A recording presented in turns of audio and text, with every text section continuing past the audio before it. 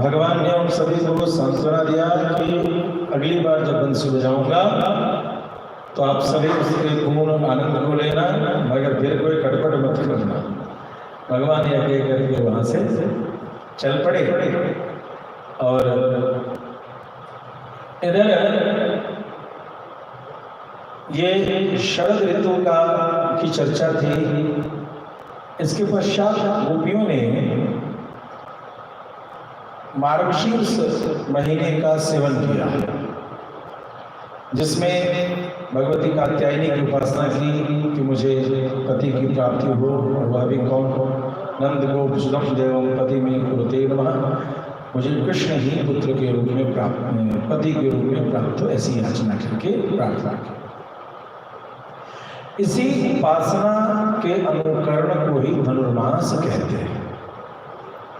जो गोपियों ने द्वापर में उपासना की, उसी को पुनः भगवती गोदाम्बा ने अपने पिता विष्णुचित्त स्वामी के कहने पर धनुर्मास के रूप में किया और भगवान जगन्नाथ की प्राप्ति भी करी।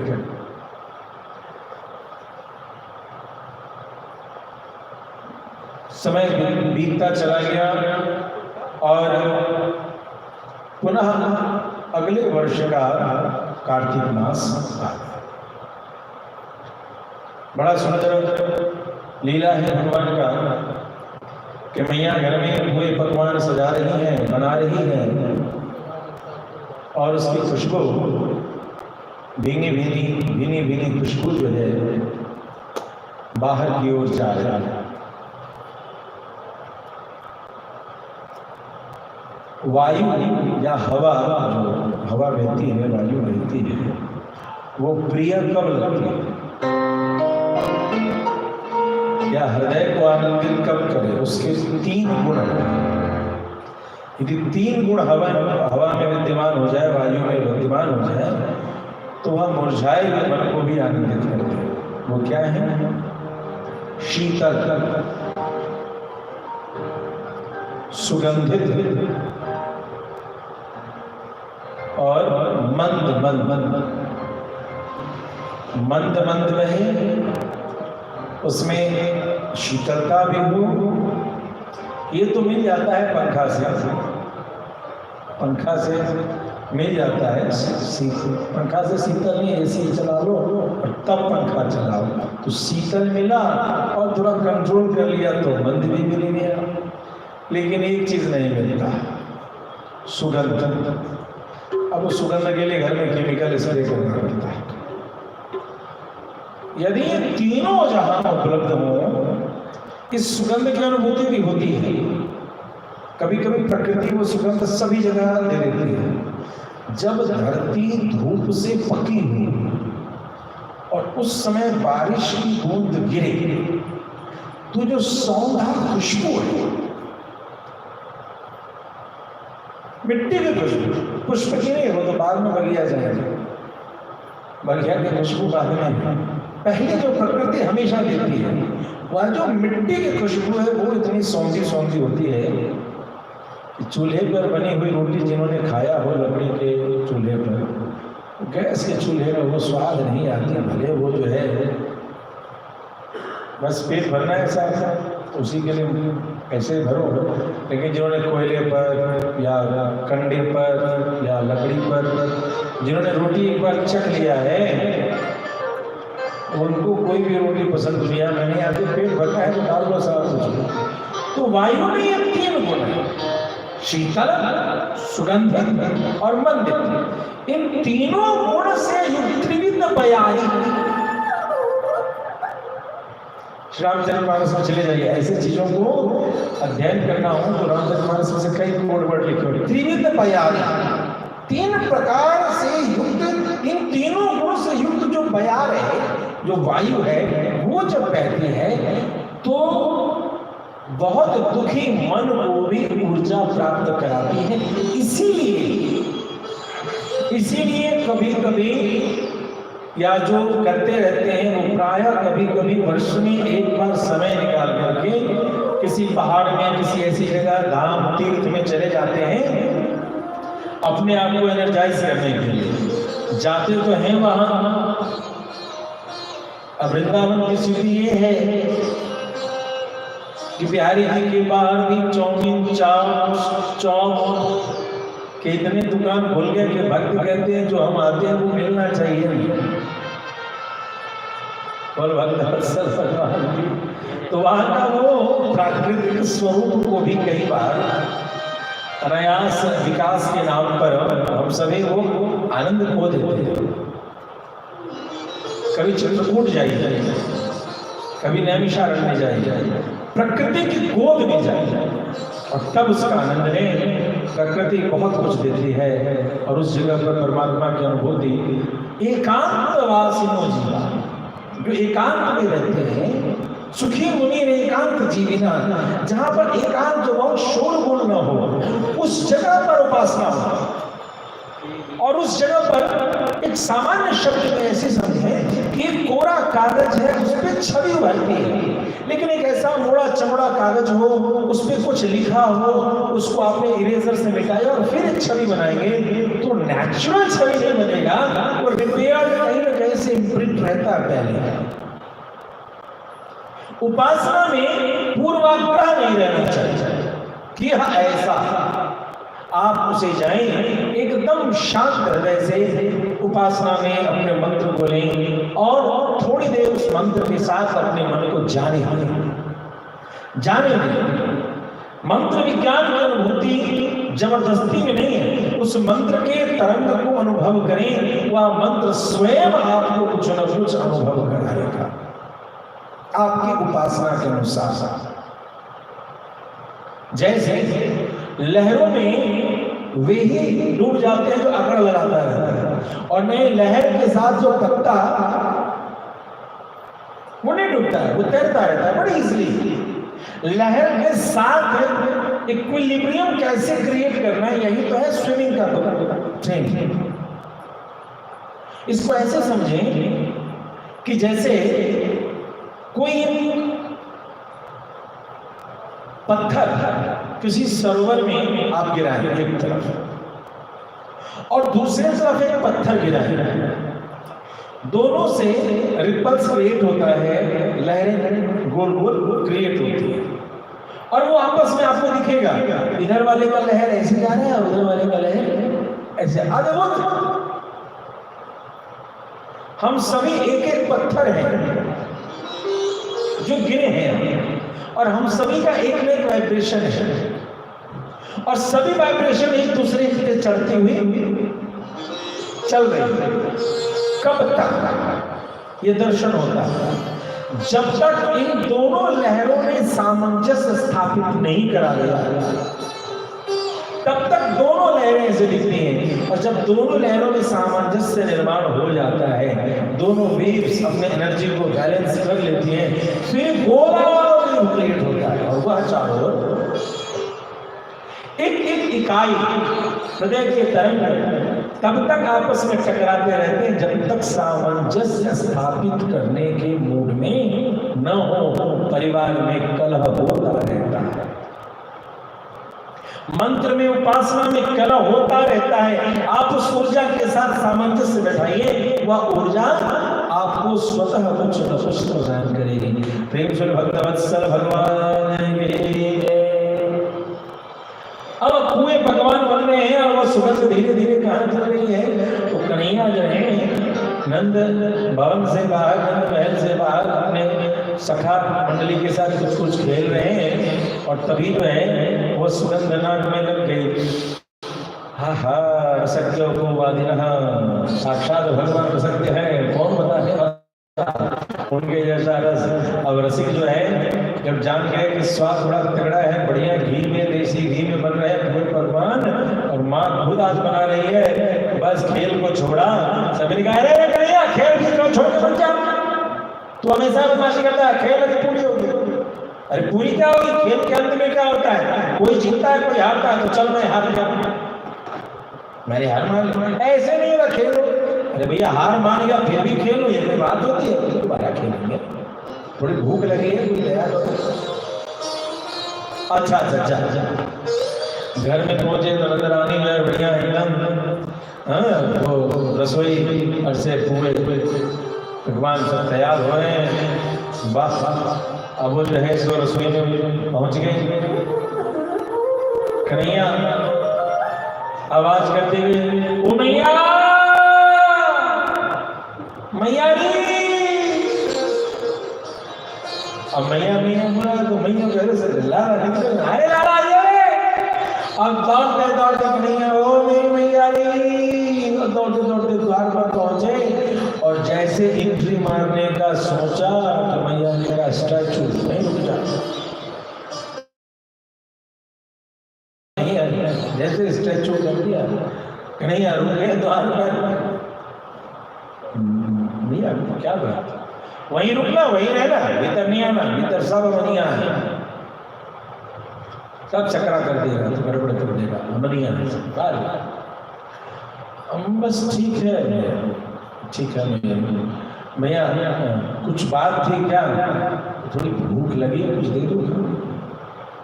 बेटा सुनो, रोज तुम्हारे पीछे घूमती हो तो खाना नहीं है, भूख नहीं लगी है, और आज पता नहीं तेरे मन में क्या, आज तो भोजन मिलने से रहा। पहले ये पूरे पकवान तैयार होंगे, यज्ञ में जाएगा, भोग लगेगा, फिर प्रसाद लगेगा। अरे मैं कौन सा मैं पूरा का पूरा खाने वाला हूँ, मेरा पेट देख ले कितना बड़ा है, तुमने कितने पूरे पकवान बना रखे हैं, उतना मैं थोड़े खाऊंगा, मुझे तो इतना खाना है, इतना बड़ा पेट, वो मैं थोड़े इतना पूरा भीतर चला जाएगा। थोड़ा सा दे दो, तेरे हाथ की इतनी मिल जाएगी, मुझे बड़ा संतुष्टि मिलेगा। मैया ने तो कच्चों का जो भागता है कि नहीं, चलो कच्चों देखा गरम गरम ठंडा लग जाएगा, चलो घर से बाहर। अब तो कन्हैया को घर निकाला मिल गया। कन्हैया भवन के सीढ़ी पर बैठ गए और वहां सीढ़ी पर बैठ करके जो आंख का काजल है वो पूरे शरीर में लगा रहे हैं और रो रहे हैं, पूरा बढ़िया मेकअप हो गया। अब नंदराज ने देखा कि सारी व्यवस्था हो गई, चले घर देखें कैसी क्या व्यवस्था है भोग नैवेद्य का। तो दूर से देख रहे हैं बूढ़े नंद बाबा की कन्हैया जो है सीढ़ी पर बैठ करके रो रहे हैं। अब तो बाबा कलेजे का टुकड़ा है, कन्हैया दौड़े दौड़े हैं, बगल में बैठे, लाला क्यों रो रहा है, चलो चलो घर जाओ। बाबा आप तो अपने घर जाओ, अपने घर जाओ, क्या मैं नहीं जाना, मुझे डंडे नहीं खाने, डंडे मैया ने मुझे घर से निकाल दिया है। समझ गए माँ बेटे ने कुछ मामला फंसा है। बेटा क्या बात हुआ, मैया ने डांटा है। डांटा होता बाबा तो कोई बात नहीं थी, तुम तो जानते हो मैं कितना समझदार हूँ, मुझसे ये आप ही तो कहते हो तेरे जैसा समझदार लाला मैं देखा है। डांटा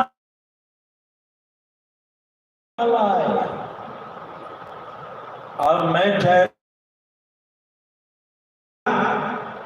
यदि कोई घर से निकाले तो बताओ।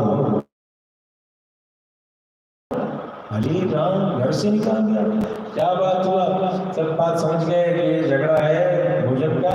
तो नंदराज ने सुनो ऐसी बात नहीं है, मेरी बात सारी बात तुम्हारी सुन ली, बेटा घर जाओगे तो तुमसे बात करेंगे। हाँ हाँ जाए गुड गुड। ऐसा है कि हम सभी क्या हैं, गौ पालते हैं, यज्ञ करते हैं तो इंद्र प्रसन्न होता है, इंद्र प्रसन्न होता है तो वृष्टि होती है, वृष्टि होती है तो गौ घास निकलते हैं, चारा चारा को गौ खाती है, गौ खाती है स्वस्थ होती है, स्वस्थ होती है तो धन संपन्न रहते।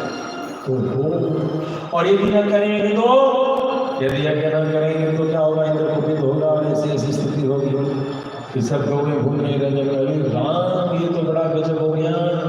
तो बाबा सुनो मेरी बात, एक बार की मैं बात बताऊं, एक बार लगता है तुम्हारा ये इंद्र जो है कुपित हो गया था, हमने देखा कि लगता है बारिश होगी, सारे मोर प्रसन्न, गैया प्रसन्न, हम सभी प्रसन्न, बादल दिखने लगा, हम सभी झूलने खेलने को तैयार। लेकिन तभी एक अद्भुत चीज हो गई, वो ये कि तेज आंधी आई और आकर के उस आंधी ने उस पूरे बादल को लिया और बादल को पूरी आंधी ले गई। बाबा से पूछो तो उस दिन हम सभी बड़े दुखी हुए और मुझे लगता है ये उसी इंद्र की बदमाशी थी। परिणाम स्वरूप बाबा हम सभी तो बड़े दुखी हुए, लेकिन तभी हमने देखा कि वह जो बादल है वह बादल जा करके टकरा गया। वह बादल जाके कहाँ टकरा रहा है, तो वहाँ जंगल में एक गोवर्धन है, एक पर्वत है उस पर टकराया और वहीं वृष्टि होने लगी। बाबा मोरों ने भी खूब नाचा, हम सभी ने भी खूब खेला, गैया भी प्रसन्न और गर्मी से हम सभी को बड़ा शीतल शांति मिली। बाबा जिसने बिना किसी घूस के काम कर दिया हो, हम उसकी क्यों न उपासना करें? तो मेरी सुनो, इस इंद्र को रूठने मानने वाले के चक्कर को छोड़ो, हम तो उसको गिरिराज का पूजन करें कि जो बिना कहे हमारी जरूरत को समझता है, हमें उन्हीं की पूजा करनी चाहिए। और लंबी चौड़ी बात करके नंद बाबा को अपना बात बता दिया। अब नंदराज चले दरवाजे से ही बाहर और इधर कन्हैया पहुंच गए मैया के पास। मैया और कुएं बनाओ, 2-4 किलो और बढ़ा लो। तो बड़ी गंभीर हो गए कन्हैया। मैया ने बोला क्या बात है? मैया तू बना। उस इंद्र ने मुझे मेरे घर से बाहर निकलवाया है, मैं उसे मुझे खैर नहीं रहने दूंगा। मेरे घर में मेरी मैया वो पकवान बना रही है और वो मुझे खाने को नहीं मिलेगा, पहले इंद्र खाएगा। मैं उस इंद्र को देखता हूँ। अब तो मैया कहे बेटा ऐसे नहीं, कान पकड़ो, सॉरी बोलो। अरे इंद्र देवता है ऐसे वैसे। मैं कोई बात नहीं, मैं तुमसे नहीं झगड़ा, मैं तो बैठ के देख रहा हूँ कि तुम्हें खाएगा कौन। क्यों? क्योंकि यज्ञ तो हो गया है कैंसिल, और यज्ञ कैंसिल हो करके उसकी जगह पर अब गोवर्धन पूजन के लिए जा रहे हैं। अरे सभी लोग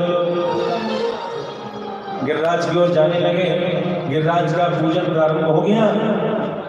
इंद्र को पता चला, इंद्र ने अपने सारे दल बल के साथ वरुण देवता को भेजा कि जाओ वहां खूब बारिश करो, खूब बरसात होने लगी, धमाधम। सभी ने क्या करके प्रार्थना किया है। भगवान कृष्ण वहां जाते हैं, अपने पिता के चरणों में, नंद बाबा के चरणों में प्रणाम करते हैं और कहते हैं बाबा चिंता न करो, जिसकी पूजा हमने किया है वही हमारी रक्षा करेगा। हम सभी को गोवर्धन के पास जाना चाहिए।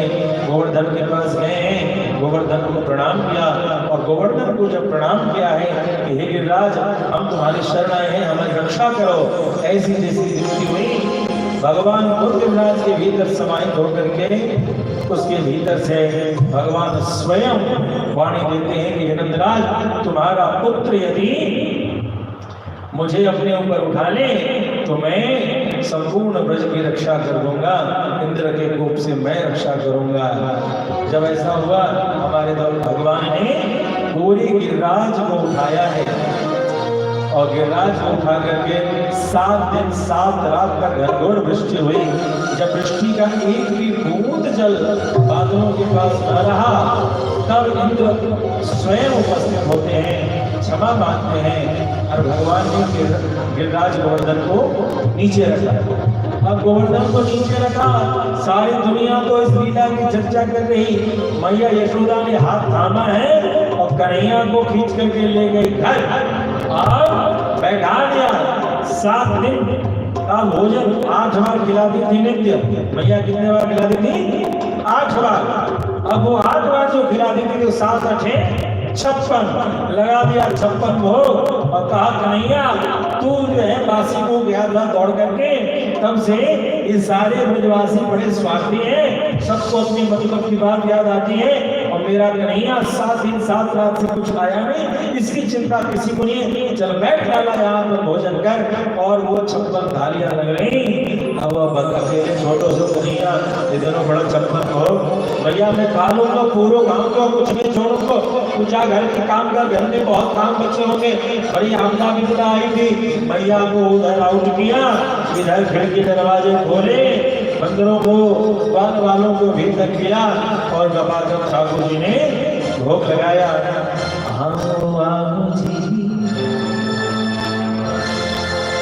बोल समझिया सरकार की।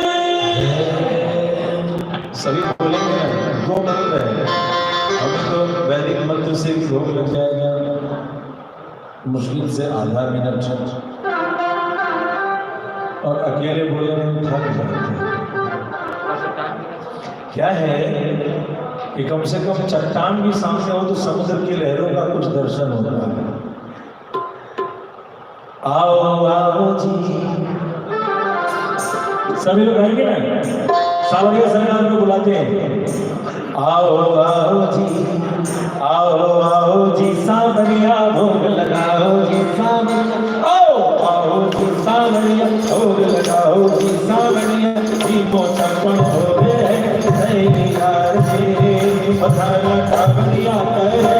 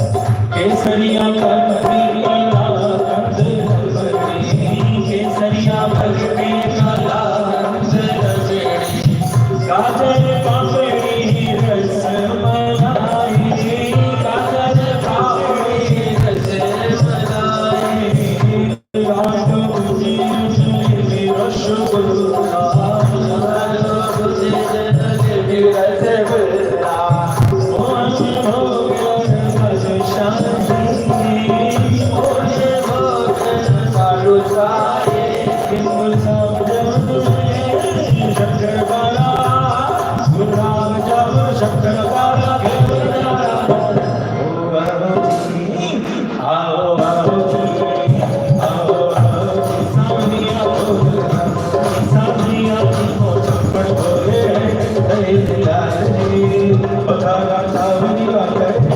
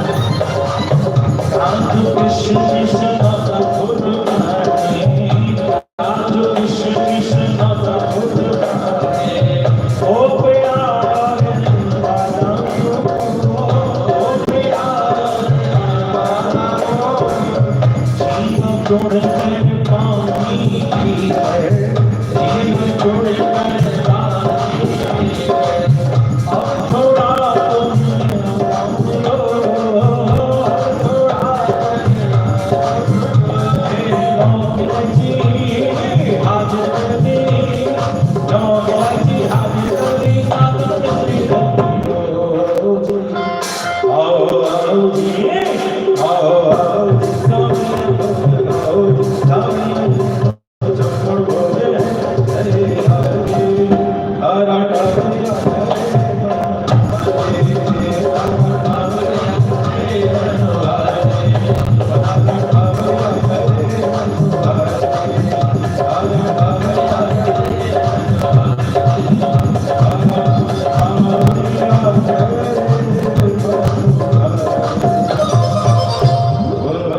वत्सल भगवान के।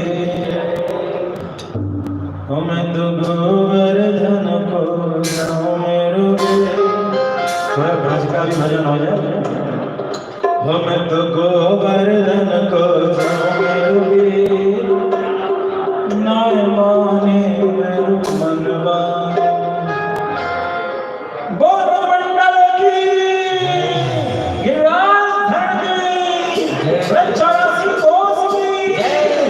मैं तो गोवर्धन को जाऊं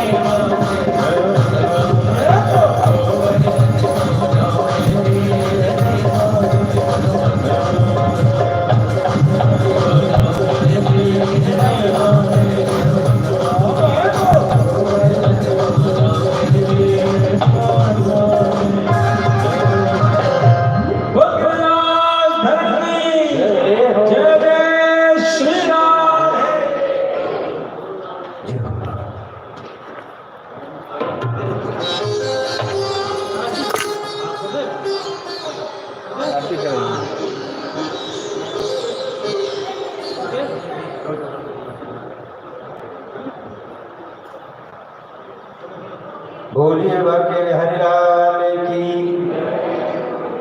धन्य सभी भक्तगण, कुछ विशेष सूचना है जो सभी भक्तगण ध्यान से सुनेंगे। पहला तो हमारे महाराज जी के द्वारा ब्रज 84 कोस की यात्रा 22 जनवरी से शुभारंभ हो रही है 28 जनवरी तक। जो भी भक्तगण इस यात्रा में शामिल होना चाहें वो हमारे महाराज श्री से मिल सकते हैं, आचार्य जी से मिल सकते हैं। दूसरा प्रोग्राम हमारे महाराज जी के द्वारा 9 दिवसीय मिथिला दर्शन यात्रा, ये 30 जनवरी को 8 फरवरी तक चलेगा। 30 जनवरी से शुभारंभ 8 जनवरी तक चलेगा। ये भी महाराज श्री के द्वारा ये प्रोग्राम है। ये सब आप लोग श्री चरण भक्ति के द्वारा, जो चैनल है हमारे महाराज श्री का श्री चरण भक्ति, जो YouTube के माध्यम से आप लोग घर बैठे देखेंगे और उसको, उस चैनल को अगर सब्सक्राइब ना किया हो, लाइक ना किया हो, आप लोग जरूर ध्यान दें। श्री चरण हमारे महाराज श्री से जरूर मिलेंगे। अच्छा, एक और विशेष सूचना, भैया आप लोग समझदार हैं, यहाँ इंदौर में रह रहे हैं, यहाँ से ब्रज बहुत दूर है। आप लोग शायद अपने गृह कार्य नाना जंजाला इसमें फंसे हुए सभी लोग नहीं जा सकते हैं। भगवान ने आप लोगों को इस लायक बनाया है कि यहाँ रह करके आप अपने नाम से वहाँ वृंदावन धाम में शायद कुछ भूमि खरीद सकते हैं। वो महाराज श्री के द्वारा जो गौशाला भूमि दान होता है वो चल रहा है वहाँ का, उसका सिर्फ 10,001 रुपया रखा गया है। किसी के ऊपर जबरदस्ती नहीं है, जोर नहीं है, क्योंकि कहते हैं, किसी ने कहा है कि तुलसी पंचन के पिए घटे न सरता नीर, और दान किए धन ना घटे जो सहाय रवि। तो ये मौका आप लोगों को बार बार नहीं मिलेगा। जब जन्मांतरों के मनुष्य के जन्म जन्मांतरों के पुण्योदय होते हैं तब ऐसा मौका बार बार एक बार मिलता है, बार बार नहीं मिलता है। अच्छा, दूसरा महाराज जी का हमारा आगामी कथा जो भागवत है हमारे महाराज श्री का, वो 10 अक्टूबर से 16 अक्टूबर तक जयपुर में है, 20 अक्टूबर से 28 तक चलेगी। और श्री राम कथा पालमपुर हिमाचल में भी श्री महाराज श्री के द्वारा जो इतने सारे जो प्रोग्राम हैं महाराज श्री के, वो आप अपने घर बैठे YouTube चैनल के माध्यम से देख सकेंगे, जिस चैनल का नाम है श्री चरण भक्ति।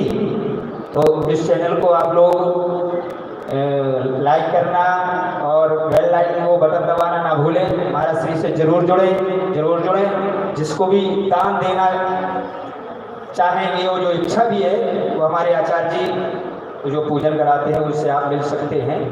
इसका खास विशेष नहीं है। बोलिए बाके बिहारी लाल की। हरि ओम। चंद्रमा मनसो जातचो सूर्यो अजायता श्रोत्रादायश्च प्राणश्च मुखार्दमि न जायता।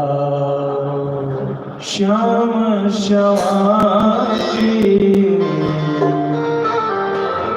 श्याम श्यामाति श्याम श्यामाति श्याम श्यामाति। आरती उतारो मैं तो श्याम श्यामाति, आरती उतारो मैं तो श्याम श्यामाति, आरती उतारो मैं तो श्याम श्यामाति।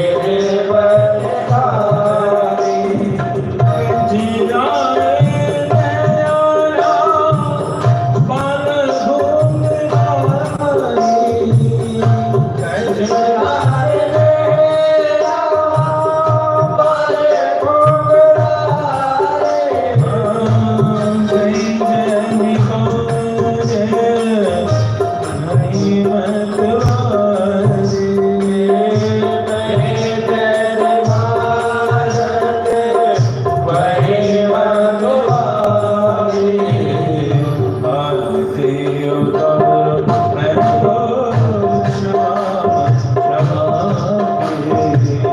आरती उतारो मैं तो क्षमा क्षमा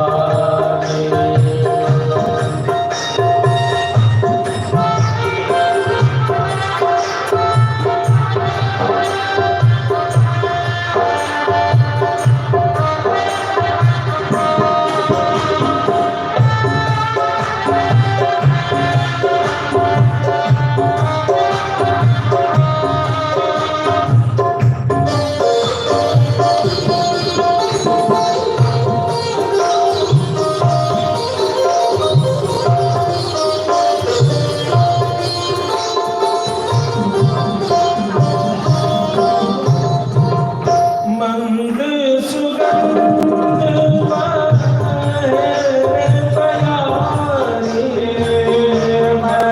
मंद सुगंध बहे प्यारी